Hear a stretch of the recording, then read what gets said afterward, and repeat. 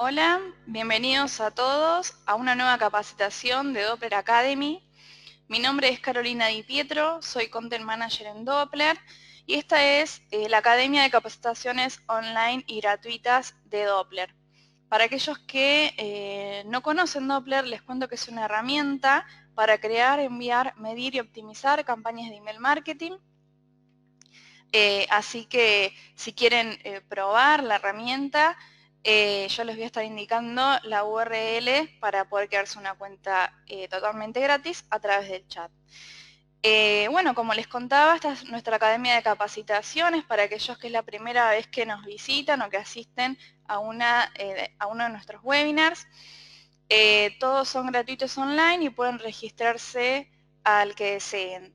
Tenemos webinars, tutoriales y seminarios. En la próxima semana tendremos un tutorial que es específico sobre la herramienta, que tratará sobre cómo realizar una campaña de email TESA-B. Así que les recomiendo que se registren gratis y allí van a aprender los beneficios del TESA-B en email marketing. Bueno, hoy nos reúne esta capacitación sobre cómo diseñar un newsletter responsive. Vamos a estar con Mariana Massimino, que nos va a entregar los mejores tips para sus campañas.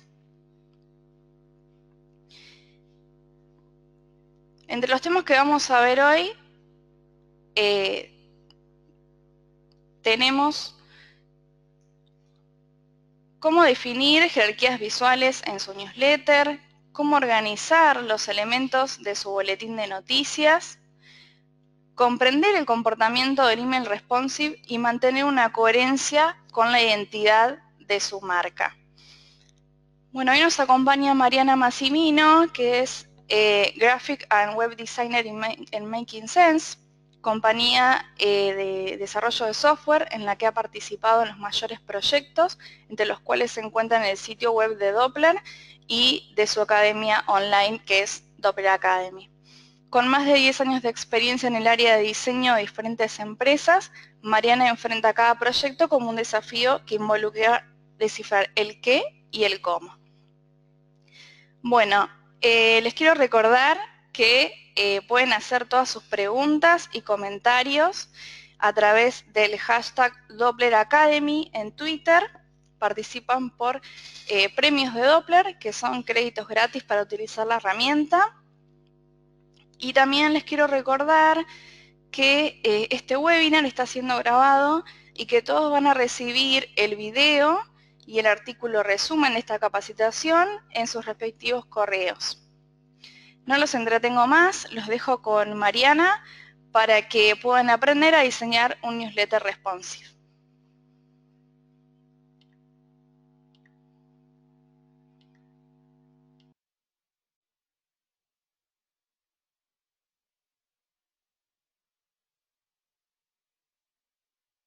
Bueno, buenos días a todos. Qué presentación hizo Caro. Espero llenar las expectativas de lo que vamos a aprender hoy. Ya me presentó Mariana Massimino, diseñadora. Nos vamos a introducir en el mundo de diseñar un newsletter. Hueso duro de roer. Primero necesito solucionar un temita técnico. Vamos a ocultar esta pantallita. Ahí va. Ahora sí. Antes de empezar a hablar siquiera en cómo va a ser mi estructura, qué colores voy a utilizar, cómo se va a ver mi newsletter, primero tenemos que preguntarnos acerca de qué va a ser nuestro newsletter. Podemos encontrar tres temas muy específicos en los que nosotros podemos laburar nuestro newsletter. Primero centrado en nuestra compañía. ¿Qué quiere decir esto? Novedades de nuestra compañía, testimonios de algunos clientes, casos de estudio, historias exitosas, podemos aprovechar y presentar nuestro staff. Después podríamos elegir centrarnos en nuestros productos o servicios. podemos aprovechar y brindarle a nuestros usuarios mes a mes promociones exclusivas, presentarles nuevos productos, nuevas herramientas de compra, ¿por qué no?, reseñas de productos, y por último podríamos centrarnos quizás en nuestra industria. Esto quizás está más relacionado con una estrategia de inbound marketing. Artículos educativos, artículos editoriales, eventos como es Academy, donde yo puedo brindarle a mis usuarios información de valor, donde ellos puedan capacitarse, novedades de la industria, o bien podríamos hacer un mix entre estas tres categorías. Ahora bien, sin importar la temática que nosotros elijamos, tenemos que tener en cuenta algo muy importante. Primero, la información que nosotros seleccionemos tiene que ser de valor para nuestro usuario.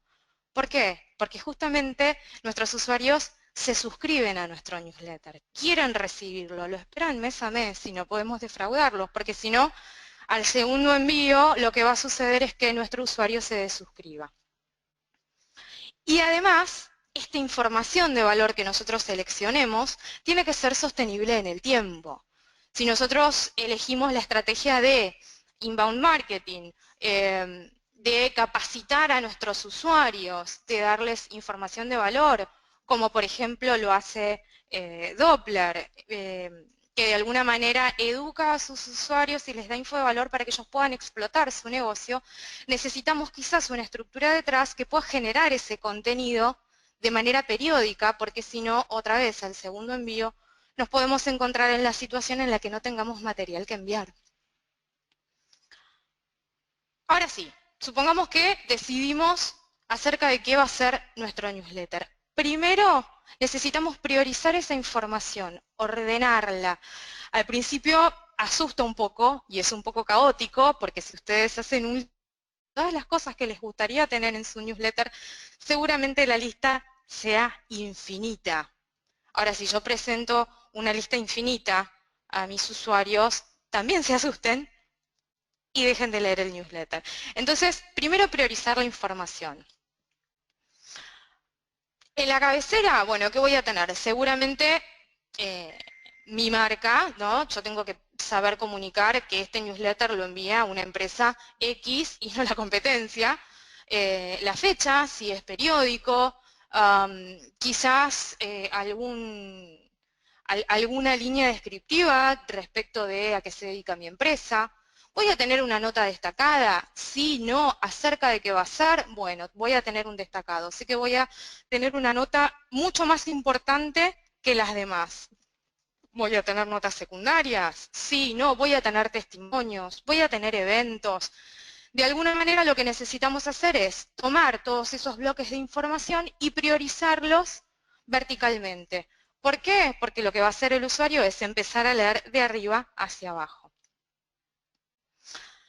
Sí necesitamos ser consistentes en el tiempo. Otra vez dijimos que el newsletter es una pieza recurrente a la que los usuarios deciden suscribirse y quieren recibir mes a mes, y como ir a un supermercado, por ejemplo, si yo voy a buscar tomates al supermercado, los voy a buscar siempre al mismo lugar, y si quiero comprar fideos voy a ir seguramente a otra góndola. Pero si todos los días me encuentro con que el repositor de la góndola se pone creativo y de repente cambia todos los días los tomates del lugar, seguramente yo me frustre y no vaya más a ese supermercado, porque yo estoy buscando una información específica en un lugar específico. Entonces, sobre todo en un newsletter, es importante ser consistente en el tiempo. Ya está, ¿no? O sea, ya podemos empezar a diseñar, sabemos qué queremos primero, cómo vamos a cerrar ese newsletter, pero en realidad no. Porque a diferencia de un impreso, un email varía tantas veces el usuario lo abre. ¿Por qué? Porque nosotros no podemos controlar qué cliente de correo va a utilizar, en qué browser lo va a abrir y en qué dispositivo. Entonces, tantas veces yo abra mi newsletter, seguramente vea un newsletter diferente. Entonces, tengo que tener en cuenta ciertas premisas para que ese newsletter, sin importar clientes de correo, browser o dispositivos, sea lo más consistente posible y que el usuario siga viendo lo que yo quiero que vea primero y pueda jerarquizar bien esa información. Entonces, habíamos dicho anteriormente que primero tenemos un montón de info que seleccionar, tenemos que acotarla, y después tenemos un montón de información en cuanto a bloques que ordenar, que se van a ver de manera diversa dependiendo del tamaño del dispositivo. No es lo mismo ver un email en una PC de escritorio con un monitor enorme, donde todo tiene mucho aire y se ve divino, a verlo en un teléfono celular que quizás tiene de pantalla máximo 320 píxeles. Entonces, y ordenar esa información de por sí es complejo.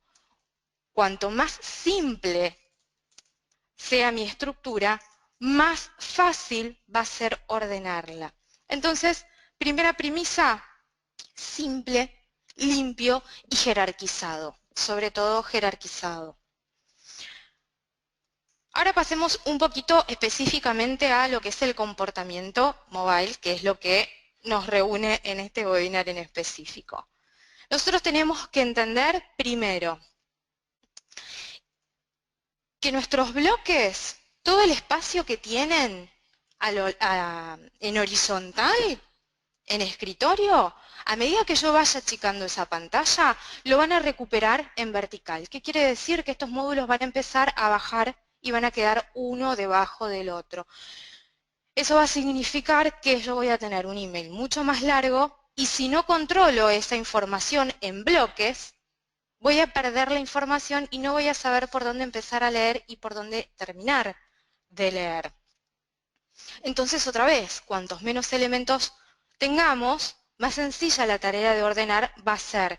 En este ejemplo gráfico que, por ejemplo, nosotros tenemos una imagen y un título, una bajada y un botón debajo. Si yo manejara estas cosas por separado, título, bajada, botón, seguramente cuando eso bajara no se va a comportar como un bloque. Entonces, si el botón quizás tiene espacio en horizontal, quede arriba y empiezo a perder el orden de lectura. Entonces, manejemos la información como si fuesen bloques que adentro tienen cositas. Entonces, yo tengo un bloque que es mi imagen y un bloque que es mi módulo del artículo, que va a contener lo que yo necesite. Fecha del artículo, título del artículo, bajada, botón, redes. Y todo ese bloque completo debería bajar para acomodarse en dispositivos más pequeños. Bien, tenemos lo básico. Vamos a ver un par de ejemplos para poder comprender mejor cuál es el comportamiento responsive. Muchas veces desde la teoría es difícil imaginarlo. Primero, mensaje claro y conciso. ¿Por qué? Porque a medida que nosotros empecemos a perder espacio, todo el contenido va a empezar a quedar above the fold. ¿Qué quiere decir esto? No lo voy a ver en un primer vistazo. Entonces es importante, ¿se acuerdan cuando dijimos, bueno, primero decidamos qué info vamos a tener al principio? El núcleo de mi newsletter debe estar idealmente en el primer bloque, porque es lo más interesante y es lo que quiero que mi usuario vea. Y si logramos que el botón, que el llamado a la acción nos quede también en un primer vistazo, muchísimo mejor. ¿Por qué? Porque ahorramos otra vez el tener que empezar a explorar esa pieza sin poder deglutir en un primer vistazo de qué me estás hablando. Nosotros acá, en este ejemplo, vemos que utilizamos media queries. No todos los dispositivos, no todos los sistemas operativos combinados con clientes de correo aceptan media queries. Por ejemplo, Gmail en Android. Nosotros en escritorio acá tenemos un diseño centrado, que se vea en un primer vistazo, la imagen principal, el botón, etc. Y en un dispositivo móvil tiramos todo a la derecha. ¿Por qué? Porque nosotros acá tenemos mucho menos espacio y si dejáramos todo centrado, el ojo tiene que hacer quizás demasiado esfuerzo de recorrer de una punta a la otra y identificar dónde está el inicio de cada línea. Entonces, Si podemos hacerlo, es aconsejable cuando tenemos texto largo, respetar la norma humana. Nosotros, nos guste o no, leemos de izquierda a derecha. Y también lo que hacemos es poner el botón al 100% de la pantalla. ¿Por qué? Porque es mucho más fácil de tapear, no todos tienen dedos pequeños. Acá, por ejemplo, tenemos un ejemplo de InVision que va por una estructura súper simple, y si ustedes recién se están introduciendo en lo que es el diseño de emails responsive y les cuesta todavía entender cómo esos bloques se van a comportar de manera dinámica, les aconsejo ir a lo seguro. Ir a lo seguro es trabajar todo en una sola columna, donde lo único que a mí me va a ocurrir es que las imágenes se achiquen o se agranden y que el texto, en vez de bajar a una línea, baje a 2, a 3, a 4, dependiendo del espacio con el que contemos. Otra vez, la simplicidad es la clave. Cuantos menos elementos yo tenga que reacomodar, más controlable va a ser el resultado. Recuerden esto que les contaba que, por ejemplo, Gmail, Android, no podemos utilizar media queries, entonces no podemos ocultar, mostrar cierto contenido en mobile, no podemos cambiar alineaciones de texto, lo que esté centrado a la derecha en escritorio va a estar centrado a la derecha, va a estar alineado a la derecha también en mobile. Y en espacios tan reducidos quizás eso no se vea del todo bien. Hablé en algún momento de la resolución mínima, 320 píxeles. ¿Por qué es importante tenerlo en cuenta cuando diseñamos? Porque nosotros vamos a tener contenidos como botones que en escritorio se ven perfectamente bien, pero cuando los tenga en mobile van a caer a 2 líneas. Y la realidad es que nosotros como usuarios no estamos acostumbrados a reconocer botones a 2 líneas. Y quizás instintivamente y en una fracción de segundo su cerebro les indique que algo está mal. Y cuando el cerebro identifica que algo está mal, no puede dejar de pensar en el error. Entonces lo que hicimos fue incomodar a un usuario con un detalle tan pequeño como la longitud de un botón. Hay dos maneras de diseñar responsive. Podemos empezar desde escritorio, que quizás es lo que conocemos mejor y donde nos sentimos cómodos, o hacer la inversa, que no está mal, pero quizás requiere un poco más de práctica, y es primero pensar en cómo se va a ver eso en la resolución mínima y después empezar a trabajar resoluciones más grandes. Lo que comentaba, no todos tienen dedos pequeños. Si nosotros queremos que cómodamente un usuario haga clic en un link, tengamos la precaución de que los links tengan suficiente espacios uno entre otros, porque si no es probar y frustrarse, probar y frustrarse. Yo quería hacerle clic al de arriba, no al de abajo, pero me aprieta al de arriba. ¿Por qué? Porque están muy cerca. Entonces, tengamos en cuenta que, por ejemplo, lo que nos dice las guías de estilos de Apple es que la zona mínima de tapping decimos que es la acción de dedo apretado contra pantalla, es de 44 por 44 puntos. Si nosotros lo hacemos más chiquitito y el espacio entre los elementos es más chiquitito, seguramente el usuario se equivoque de link. Él quería apretar un link, pero termina apretando el otro de manera sucesiva. Y lo que logramos otra vez es frustrarnos. Tamaños de fuentes generosos, sobre todo en dispositivos. Pensemos que en dispositivos nosotros hacemos algo que en escritorio no hacemos. Tengamos en cuenta el contexto. Quizás vayamos leyendo un artículo en caminando, en el taxi. No digo en bicicleta porque es bastante peligroso, pero es muy probable que cuando yo leo algo en un dispositivo móvil me esté moviendo. Entonces, si la letra es muy pequeña, es muy difícil que yo pueda leer cómodamente eso, si agregamos la dificultad del movimiento. Tengamos en cuenta entonces que por debajo de 13 píxeles, para el ojo humano implica un esfuerzo leer. 13 píxeles de por sí estamos al límite.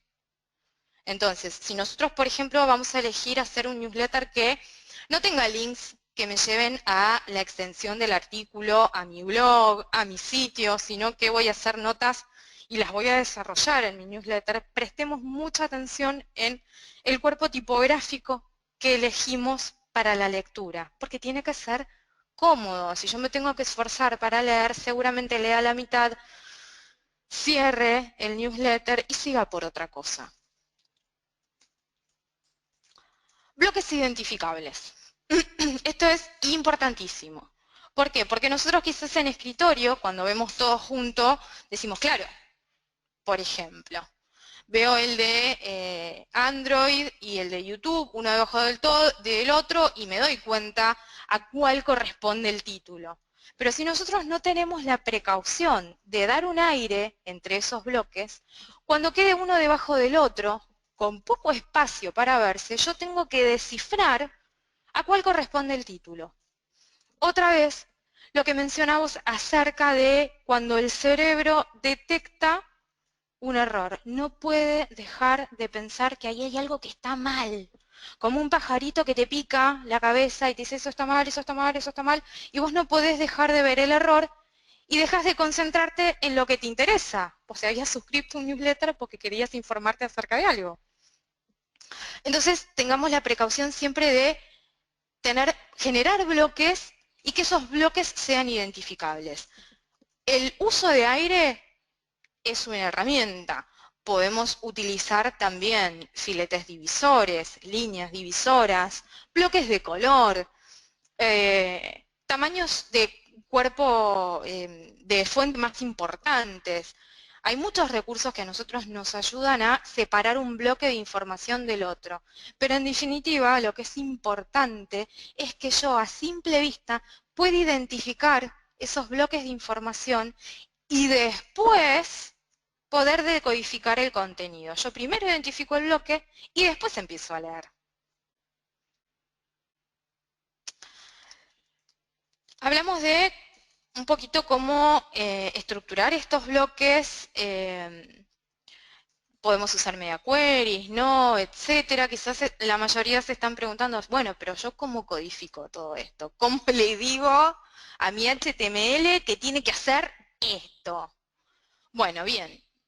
No es necesario preocuparse por esas cuestiones si no tienen un desarrollador que pueda darles ayuda al respecto. Existen herramientas que tienen editores que son muy potentes y que están optimizados para que todo lo que ustedes hagan en ese editor pueda comportarse bien en escritorio, en mobile. Por ejemplo, Doppler. Ustedes seguramente van a diseñar cómo se vería eso en un monitor, PC, y no tienen que pensar cómo se van a comportar esos bloques en mobile porque el editor ya lo resuelve solito. Por ejemplo, nosotros acá vemos un ejemplo de 3 columnas. Yo arrojo el elemento de 3 columnas en el editor, lo customizo, pongo mi foto, mi texto, colores, etcétera. Y cuando yo previsualice eso en mobile o envíe un test de la campaña, voy a ver que esas columnas caen una debajo de la otra y ustedes no tienen que programar absolutamente nada. Algunos tips extra. Optimizar los dispositivos para retina. Esto es súper importante. ¿Qué quiere decir esto? Hay pantallas que tienen una resolución en puntos mucho más densa. En palabras de ser humano, es que voy a ver las imágenes con muchísima mejor definición. Ahora, ¿qué pasa? Si esas imágenes yo no las exporto al doble de tamaño, se van a ver blureadas, borrosas, como si estuviesen empañadas. Entonces, la buena práctica es, si por ejemplo, mi imagen principal se va a ver en 600 píxeles, bueno, yo la voy a exportar en 1200 píxeles. Cuando eso yo lo vea en un dispositivo retina, sea una notebook, sea un teléfono, lo que sea una tablet, voy a verlo con muchísima mayor definición. Ahora, esto trae una consecuencia. Si yo exporto las imágenes al doble de tamaño, va a incrementar su peso. Y yo tengo que tener en cuenta que a cuantas más imágenes pesadas, más tardan en descargar, seguramente empiece a ver el email sin imágenes y eso de por sí es bastante frustrante. Y si encima le sumamos la complejidad de conexión Wi-Fi, la descarga puede llegar a ser eterna. Entonces, existen herramientas que nos ayudan a optimizar el peso de nuestras imágenes. Yo acá dejé una URL de TinyPNG, es un hermoso oso panda que los recibe en el website y los invita a poner sus archivos exportados y lo que hace es comprimirlos, sin que ustedes puedan detectar un cambio en la calidad. Simplemente lo que hace es, a través de la combinación de ciertos algoritmos, sacar colores que no está utilizando esa imagen en particular. Entonces quizás se van a encontrar que una imagen que ustedes exportaron que pesaba 150K, la van a tener en 40K. Entonces la mejora es abismal. Después, la cabecera limpia. Nosotros cuando armamos las campañas de email, newsletter, ofertas, lo que sea, podemos elegir tener, ver la versión online, tener botones de shares, tener alguna mini description, todos esos datos, tener un menú, todos esos datos es ideal tenerlos debajo. ¿Por qué? Porque si yo pusiera todos esos datos al principio de mi email, lo único que voy a ver cuando lo abra en un dispositivo móvil es justamente eso. Mi email va a quedar después del scroll. O sea que yo entro al email, leí el subject, dije, ah, mira qué bueno, promociones 50%. Y de repente me encuentro con que dice, promociones 50%, view online, te suscríbete, shares, y apenas puedo llegar a ver a lo lejos que se asoma un título, cortado a la mitad. Entonces evitemos estas cuestiones y todos esos elementos dejémoslos debajo. Los números de teléfono. Los números de teléfono parece una pavada, pero es algo súper usable. Si nosotros ponemos un número de teléfono es para que nos contacten, si no, de otra manera no tendría sentido. Y en un teléfono móvil es donde más cobra sentido, porque yo puedo llamarte directamente desde mi celular. Si yo lo hago tapeable y estoy interesado en comunicarme con vos, lo puedo hacer en tiempo real. Porque seguramente, si lo dejo para después, me olvide. Entonces es mucho más cómodo. Hasta ahora hablamos de tips respecto de comportamientos fluidos, mobile, pero no hablamos de el diseño visual. ¿Por qué? Porque hasta que yo no tengo lo básico, no puedo ocuparme de poner color. Si yo no me bañé, no me voy a pintar la cara, ¿no? Primero lo básico, después el detalle. Con esto pasa lo mismo. Una vez que nosotros tenemos en claro, y a modo de repaso, qué info vamos a tener, cómo la vamos a estructurar, respecto de qué es lo más importante, qué no. Una vez que tengamos los bloques, cuando digo los bloques, vuelvo para atrás y hablo de esta imagen. No necesito poner contenido final, de qué color va a ser el botón. Ponemos todo en gris, no pasa nada, pero yo necesito primero saber cómo se va a estructurar esta información. Voy a tener una columna, dos columnas, tres columnas. Una vez que yo tenga cerrado todo esto, recién ahí voy a ocuparme de darle la identidad a este newsletter, de diferenciarme de mi competencia, de generar un vínculo con mi usuario. Porque obviamente mi usuario está eligiendo, digamos, Coca-Cola y no Pepsi. Yo quiero ver Coca-Cola. Pero primero hay que solucionar los problemas fundamentales para después pasar a lo visual.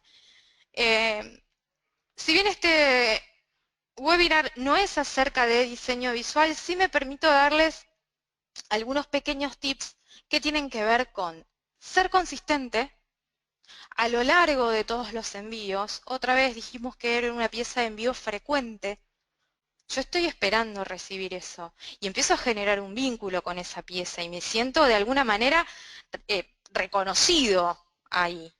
Entonces no perdamos eso. Es como ver pasar a un señor de anteojos y dices, ay, qué lindo, quizás sea el amor de mi vida, lo quiero conocer, y empezás a preguntar, sí, tiene anteojos, y resulta que este señor que te gustó tanto no tiene más anteojos, tiene pelo largo, tiene barba, y no lo vas a volver a encontrar jamás porque de repente cambió el look absolutamente. Entonces necesitamos ser consistentes a lo largo del tiempo, porque las marcas justamente lo que generan con nuestros usuarios es un vínculo. Yo te elijo, yo te estoy eligiendo y te estoy eligiendo de esta manera, no diferente todas las ocasiones. Y ser consistente también implica respetar la paleta de colores, que tengan relación con nuestro logo, las imágenes, que tengan un tono relativo a lo que quiero comunicar, si somos más serios, si somos de alguna manera relajados. Bueno, todo hace a la construcción de marca y cuanto más consistentes seamos, mayor va a ser el vínculo que generemos con nuestros usuarios. Bueno, no sé si lo hice muy rápido, espero que no. Si tienen preguntas, eh, estoy lista. Bueno, Mariana, muchas gracias. La verdad que muy claro, muy conciso, derecho al grano. Así que excelente. Vamos viendo las preguntas que tenemos en los asistentes, mientras también pueden ir haciéndolas a través del chat o a través de Twitter con el hashtag Doppler Academy. Tenemos una pregunta, en este caso de Julieta Greco, que dice, ¿cuánto es el tamaño que se debe exportar aproximadamente y qué resolución? El tamaño que se debe exportar tiene que ver primero con el tamaño original que yo voy a ver en escritorio. Supongamos que yo tengo un diseño a 2 columnas. Como regla principal, generalmente los emails no deberían tener más de 600 píxeles porque corren peligros de primero caer en spam y aparte de generar un scroll dentro de la visualización del cliente de correo. Entonces, sabiendo que nuestro máximo es de 600 píxeles, imaginemos que tenemos un diseño a 2 columnas. Bien, cada una va a tener 280 píxeles. Ese 280 píxeles lo tengo que multiplicar por 2 y en ese tamaño debo exportar la imagen. Ahora, respecto de la resolución, ahí entran en juego quizás otras cuestiones que tienen que ver con si tenemos fondos transparentes, no podemos exportarlas en JPG, vamos a tener que hacerlo en PNG. El tamaño del peso lo vamos a de alguna manera reducir con esta herramienta que les recomendaba, TinyPNG, para comprimir un poco más las imágenes, pero si son imágenes a 600 píxeles, 1200, que son fotos donde no tengo colores plenos, lo puedo hacer perfectamente en JPG y eso va a reducir aún más el peso. Muchas gracias, Mariana. Tenemos muchas preguntas, la verdad. Es un tema muy interesante también, así que es lógico que haya muchas preguntas. En este caso tenemos una de Gustavo Martín que dice, hola Mariana, me gustaría saber por qué se cortan los boletines en Gmail. Hola, Gustavo. Que es verdad, menos mal que lo hice cortito, muchas preguntas. Generalmente se cortan porque Gmail tiene un algoritmo que lo que hace es justamente identificar la longitud del código y pasado X contenido lo corta porque de alguna manera evalúa que estás bombardeando a tu usuario. Para que eso no ocurra, es muy importante optimizar el código lo más que puedan. Si estamos utilizando tablas de más, links demasiado largos, demasiadas imágenes, tratemos de optimizar lo más que podamos ese código para que justamente eso no ocurra. Y otra vez, y aprovecho que haces esta pregunta para recalcar algo muy importante, antes de hacer cualquier envío, testeen. Nadie envía una campaña de email sin haber revisado antes cómo se ve. Ustedes pueden verlo quizás en un cliente de correo como es Gmail, pero no haberlo revisado en iPhone o en Android y quizás la respuesta inmediata sea sí, claro, pero no todos tenemos iPhone, o no todos tenemos Android, o no todos tenemos una tablet. Para esto existen herramientas de testeo específicas, como es Litmus, donde ustedes pueden enviar un test de su campaña y lo que hace Litmus es mostrarle cómo se ve en cada cliente de correo y además pueden optimizar el código en Litmus para ver en vivo cómo afectan o cómo impactan esos cambios en los diferentes clientes de correos y dispositivos. Excelente, Mariana. Tenemos más preguntas, en este caso de Omar Flores, que dice, ¿es buena idea agregar GIFs? ¿Cuál es el peso ideal para un GIF? Hola Omar, qué pregunta. El tema del GIF hay que tener mucho cuidado justamente como vos decís con el peso. No te aconsejaría que un GIF de más de 500K no lo utilizases porque justamente el tiempo de descarga es muy largo. Ahora, ¿de qué manera nosotros podemos reducir el peso del GIF? Es, primero, cuando lo construyas, tener la precaución, si son ilustraciones, de utilizar una paleta acotada. ¿Qué quiere decir esto? Utilizar quizás 4 colores. Entonces, cuando exportemos ese GIF, lo que tiene que hacer el motor de compresión es simplemente mostrar 4 colores, y eso va a reducir muchísimo el peso del GIF. Eliminar frames que no necesitas, generar loops más acotados. Si nosotros pretendemos poner en nuestro email un video de 1 minuto en GIF, eso va a ser imposible. Tenemos una pregunta de Natalia Pano que dice, ¿las plantillas de Doppler son compatibles con Outlook? Siempre tengo problemas con Outlook. ¿Tenés algún tip para eso? Las plantillas de Doppler sí son compatibles con Outlook, lo que sí tiene Outlook son ciertas restricciones. Por ejemplo, y eso pasa en Doppler haciéndolo a mano o como sea. Por ejemplo, hay algunos estilos que Outlook ignora. Entonces, si nosotros, por ejemplo, tenemos un botón al que le pusimos bordes redondeados, Outlook lo va a ignorar. Algunas versiones de Outlook incluso van a ignorar el padding, espacio que yo voy a poner para que ese botón tenga cierto alto. Entonces lo que voy a ver es un texto subrayado en color. Pero esas son limitaciones del cliente de correo. De igual manera, si te parece, por privado, Caro te va a pasar mi email, sería interesante que me muestres específicamente qué problemas estás teniendo para ver de qué manera podemos solucionarlo, porque yo me inclino a pensar que justamente el problema es específicamente de Outlook. Bueno, excelente, Mariana, ya le vamos a indicar tu correo. Tenemos varias preguntas, así que no sé cuál elegir.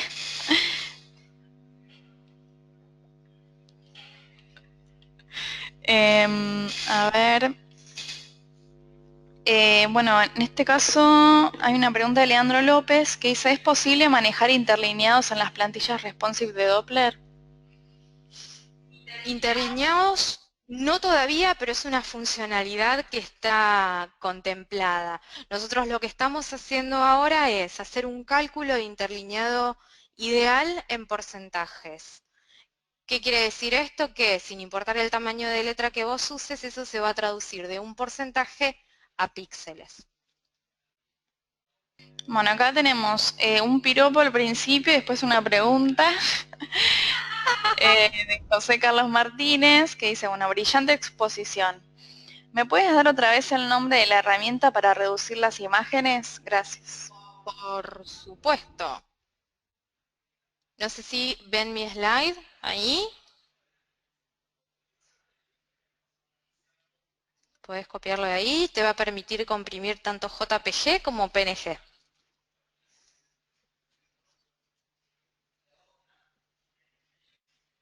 ¿Más preguntas? Sí, vamos con una más de Julieta Greco que dice, ¿cuál es el tamaño largo máximo recomendado que causa scroll? No estoy segura de entender tu pregunta. Si vos te referís a el tamaño en vertical, todo va a depender de si tenés un título arriba de la imagen y qué tamaño de monitor tengamos. Otra vez, si yo abro mis correos en un monitor de 1920, seguramente una imagen con 400, 500 píxeles de alto no me sea de impacto, pero si lo estoy abriendo en un cliente de correo, en un monitor de 1280 por 700 y pico, le sumamos toda la información contextualizada del cliente de correo y recién tengo la imagen que ver, yo te diría que con 200 píxeles ya voy a empezar a generar scroll. Entonces, otra vez, eso depende mucho de el dispositivo y también del cliente de correo, porque no nos olvidemos que el cliente de correo tiene un contexto. Algunos tienen, como por ejemplo Outlook, toda la derecha destinada a que yo pueda visualizar ese correo y en Gmail eso no me va a ocurrir. Entonces otra vez testeen y miren y analicen las métricas de aperturas. Eso es una información muy valiosa en la que ustedes se pueden ayudar para tomar decisiones. ¿Qué quiero decir con esto? Esto que decíamos de Outlook y Gmail. Si nosotros a nuestra base tenemos que el 60%, 70% de las aperturas sucede en Outlook de escritorio, yo ahí ya tengo un parámetro para tomar decisiones y sé que puedo tener quizás imágenes con mayor altura, porque la mayoría de mis usuarios lo van a ver bien.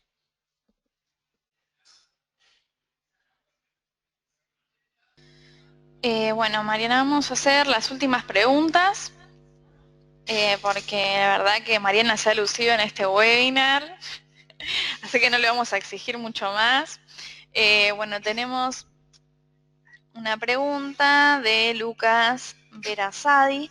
Dice, hola, muy buena explicación. Mi consulta es, si yo el HTML lo trabajo con tablas, ¿cómo puedo lograr que un bloque que tiene dos columnas en un dispositivo móvil se vea como una debajo de la otra? Gracias. Bien, para esto vamos a utilizar media queries, vamos a utilizar tablas fluidas con porcentajes y además nosotros podemos desde HTML sin hacer uso de media queries decirle cómo queremos que esas tablas se ordenen, ¿sí? De izquierda a derecha o de derecha a izquierda. ¿Qué quiere decir esto? Si yo, por ejemplo, vamos al ejemplo del slide. Ahí llegamos, bien. Yo acá tengo la imagen a la izquierda y el texto a la derecha. Yo, esto en escritorio, puedo decirle, vos cuando estés en mobile, vos texto, tenés que alinearte a la izquierda. ¿Qué va a decir esto? Que en vez de ver imagen-texto, voy a ver texto-imagen. De igual manera, es un poco más complejo. Yo sí te aconsejaría que mires el webinar que dio hace poco tiempo Nazareno, que justamente se especificó bien cómo construir el HTML para que responda en dispositivos móviles y además para que no tengas problemas en diferentes sistemas operativos. Bueno, Mariana, vamos con la última pregunta, si te parece bien, porque también nos sirve para hacer un anuncio, que en este caso es de John Cristóbal. No, perdón, confundí la pregunta.